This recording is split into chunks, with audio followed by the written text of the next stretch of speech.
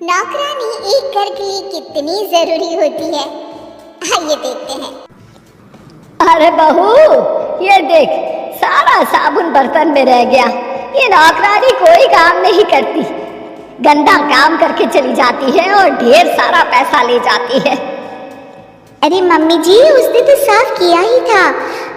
मेरे ही हाथ से इस ग्लास में सर्फ गिर गया था। अरे बस कर झूठी, उसे बचाने के लिए सारी जुगत लगा ले, लेकिन मैं तो इसे निकाल कर ही रहूंगी। हमारे जमाने में ना कोई नौकरानी थी और ना ही ये चिकने बर्तन। चूल्हे के जले बर्तनों को राख रगड़ कर साफ किया करती थी मैं। अरे माँ जी, मैं कहाँ बचा रही हूँ उसे। और वैसे भी आजकल नौकरानी जरूरत नहीं, स्टेटस सिंबल बन गया है। अब आप बताओ, मैं मुन्ना को नीचे घुमाने ले जाऊं तो लोगों से क्या बोलूं? झाड़ू पोछा खुद लगा रही हूँ। लोग सीधा यही पूछते हैं कि कौन सी नौकरानी काम कर रही है तेरे घर पर। अरे बस कर, ये भी कोई बात होती है? मम्मी जी, आप नहीं समझेंगी। शाम को नौकरानी घर आकर काम कर ही रही होती है कि सास को कहती है, माँ जी एक बात बोलूं, बुरा न मानना। अरे वैसे तो मुझे तेरी शक्ल ही पसंद नहीं है, बात क्या खाक पसंद आएगी। अरे माँ जी, सुन तो लीजिए क्या कह रही है। तो मैंने कौन सा उसका मुंह पकड़ लिया है? अरे माँ जी, वो लाल साड़ी पहनती हो ना पहना करो। सास का गुस्सा अब तो 7वें आसमान पर होता है। अरे वाह जी वाह, क्यों ना पहना करूं? और तू होती कौन है ये बताने वाली कि मैं क्या पहनूं क्या ना पहनूं? अरे माँ जी, पूरी बात तो सुन लो, वो बोलना क्या चाह रही है। अरे बुरा न मानो आंटी जी। अरे कौन है आंटी? अपनी उम्र देखी है तूने?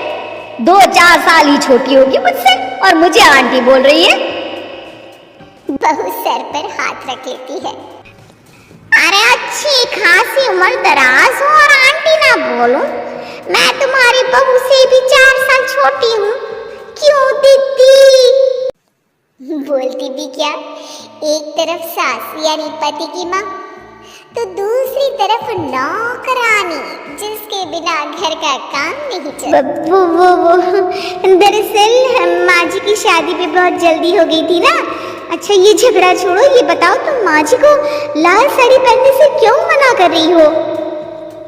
वो ना, इनकी उम्र की सारी औरतें सोसाइटी में इनके लिए बात करती हैं कि तुम्हारी सास बुढ़ी घोड़ी लाल लगाम है। बहू को ये सुनकर गुस्सा आ जाता है।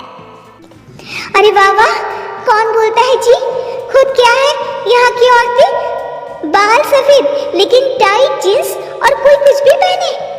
अरे पहनना हमारा निजी हक है, किसी को कुछ हक नहीं बनता कि वो मेरी सास के लिए कुछ बोले। मैं आज ही जाकर माँ जी के लिए लाल जींस लेकर आऊंगी, फिर देखो कोई क्या बोलता है। अरे चुप लाल जींस। अरे सुन नौकरानी के बच्ची, जाकर बोल दे उन लोगों से कि उन लोगों की तरह मैं उड़ती नहीं फिरती हूँ घर बार छोड़कर। अपने बच्चों और नाती पोतों में मन लगाती हूँ, ना कि सारा दिन ताश के पत्तों में आंख गड़ाकर 3 पत्ती खेलूं। नौकरानी वहां से चली जाती है। वैसे बहू, नौकरानी के क्या फायदे हैं ये तो पता नहीं, लेकिन सबसे अच्छा तो ये कि पता चल जाता है कि कौन किसके लिए क्या बोल रहा है। सोसाइटी में तेरा नौकरानी रखने का इरादा बिल्कुल ठीक था। अगले दिन उन लोगों के घर की बेल बजती है। बहू दरवाजा खोलती है कि सामने कुछ औरतें खड़ी होती हैं। अरे बहू, कहाँ है तेरी सास? बुला जरा। अरे बहन जी, आप सारी एक साथ आइए आइए, कैसे आना हुआ? अरे 3 पत्ते खेलने आई हैं, क्यों खेलोगी? क्यों नहीं, वैसे भी बड़े दिन हो गए, एंटरटेनमेंट हुआ नहीं। बहू जा जाकर पकोड़े तो बना ला।